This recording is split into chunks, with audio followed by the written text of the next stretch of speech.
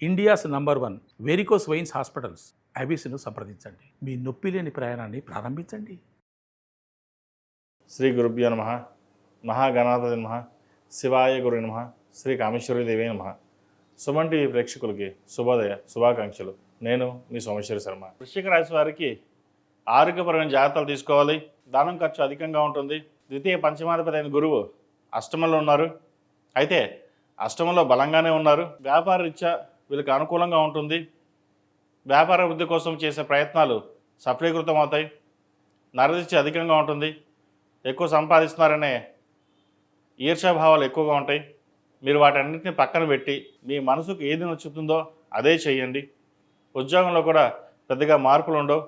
అయితే ఉద్యోగం మారాలనుకునే వారి మట్టుకి ఒక 2 నెలలు ఆగిన తర్వాత మారడం అనేది చెప్పదగిన సూచన. ప్రస్తుత పరిస్థితిలో దశమంలో కుజకేతువులు ఉన్నారు. వృత్తి స్థానంలో కుజకేతువులు అనేది సంభవించింది. కుజుడు అగ్నితత్వ రాశి, కేతువు కుజవత్ కేతువు. కుజుడిచ్చే ఫలితాలే కేతువు కూడా ఇస్తారు. ఇద్దరు ఒకే రాశిలో వృత్తిలో ఉన్నారు. కాబట్టి వృత్తిపరంగా చాలా జాగ్రత్తలు తీసుకోవాలి. కోపతాపాలకు దూరంగా ఉండడం, వచ్చిన ఉద్యోగ అవకాశాలని జాగ్రత్తగా సద్వినియోగపరచుకోవడం, మనకి ఎంత కోపం వచ్చినా వాటిని అందించుకొని సమన్వయం పాటించడం అనేది చెప్పదగిన సూచన. అదేవిధంగా ఇన్వెస్ట్మెంట్ రూపంలో ఏదైనా చేయదలుచుకుంటే కొంతకాలం ఆగి ఉండాలి. వ్యాపారం చేస్తున్నవారు ఉన్న వ్యాపారాన్ని అభివృద్ధి పదంగా నడిపించుకోవచ్చు.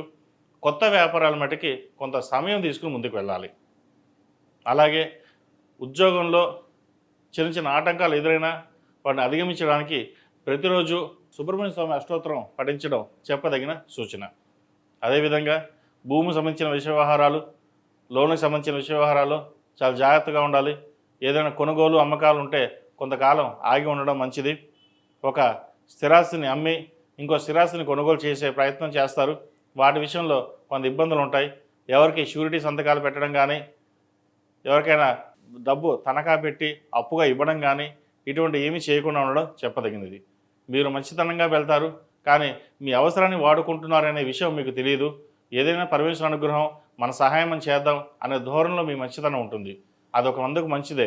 అయితే దానం చేయొచ్చు, సహాయం చేయొచ్చు. అపాత్ర దానం అనేది అంత మంచిది కాదు. వాటి విషయంలో జాగ్రత్త ఉండండి. అలాగే జీవిత స్వామి సలహాలు సూచనలు మీకు ఎంతగానో ఉపయోగపడతాయి. ఈ రాశిలో జన్మించిన విద్యార్థులకు కాలం అనుకూలంగా ఉంది. దశమాధిపతి అయిన రావి సప్తమంలో ఉన్నారు. ఏదైనా పోటీ పరీక్షల్లో విజయం సాధించడానికి గాను మంచి ఫలితాలు సంప్రాప్తిస్తాయి.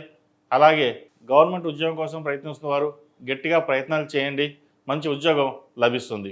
వైద్య వృత్తిలో ఉన్న వారికి కాస్త చికాకు పెట్టే విధంగా ఉంటుంది. అలాగే విదేశాల్లో ఉన్న వారికి, ఉద్యోగ ప్రయత్నాలు చేస్తున్న వారికి మంచి అవకాశాలు కలిసి వస్తాయి. దశమంలో కుజుడు 4వ స్థానమైన వృశ్చికాన్ని చూడడం ఒక అందుకు మంచిదైనా సరే, వృత్తికారకుడు దశమంలో ఉండి అది సింహంలో ఉండడం వల్ల కొంతవరకు ఇబ్బందులు ఉంటాయి. వాటిని జాగ్రత్తగా పరిశీలన చేసుకోవడం ఎంతైనా చెప్పదగిన సూచన. అదేవిధంగా గ్రీన్ కార్డ్, వీసాకు సంబంధించిన విషయ వ్యవహారాలు కొంత నత్తనడక పడతాయి. వీసా రాక, ఉద్యోగం రాక ఇబ్బంది పడుతున్న వారు ఎవరైతే ఉన్నారో సుబ్రహ్మణ్య స్వామి అభిషేకం చేయడం, సుబ్రహ్మణ్య పాశుపత హోమం చేయించడం చెప్పదగిన సూచన. అలాగే ప్రతిరోజు ప్రతినిత్యం ఓం నమః శివాయతో దీపారాధన చేయండి. కొంతవరకైనా మంచి ఫలితాలు సంప్రాప్తిస్తాయి. ఈ రాశిలో జన్మించిన స్త్రీలకు వృత్తి ఉద్యోగాల పరంగా, వ్యాపార పరంగా సానుకూలంగా ఉన్నప్పటికీ ఆరోగ్యరీత్యా కొన్ని జాగ్రత్తలు తీసుకోవాలి. ఏదైనా అష్టమంలో గురువు ఉన్నారు. కడుపుకు సంబంధించి, హృదయం సంబంధించి, అలాగే గ్యాస్ట్రిక్, అసిడిటీ, గ్లైనిక్ సంబంధించి ఇటువంటి విషయాలు ఇబ్బంది పెట్టే విధంగా గోచరిస్తుంది. సరైన సమయంలో ఆహారం, నిద్ర అనేది చాలా ముఖ్యం. మీరు కష్టపడతారు కానీ ఆరోగ్యం పట్ల అశ్రద్ధ చేస్తారు. వాటి విషయంలో జాగ్రత్తలు తీసుకోండి. ఏది ఏమైనా సరే ఈ వారం ఈ రాశి వారికి కొంత మంచి ఫలితాలు సూచిస్తున్నాయి. డబ్బు విషయంలో జాగ్రత్త వహించండి. ఈ రాశిలో జన్మించిన వారు ప్రతిరోజు ప్రతినిత్యం ఓం నమః శివాయతో దీపారాధన చేయడం, మంగళవారం నాడు రాహుకాల దీపం పెట్టడం చెప్పదగిన సూచన. ఈ రాశిలో జన్మించిన వారికి కలిసి వచ్చే సంఖ్య 6, కలిసి వచ్చే రంగు ఎరుపు. ఏదైనా పని మీద బయటకు వెళ్ళేటప్పుడు మంగళవారం కానీ శుక్రవారం అడగని వెళ్ళండి, మంచి ఫలితాలు సంప్రాప్తిస్తాయి.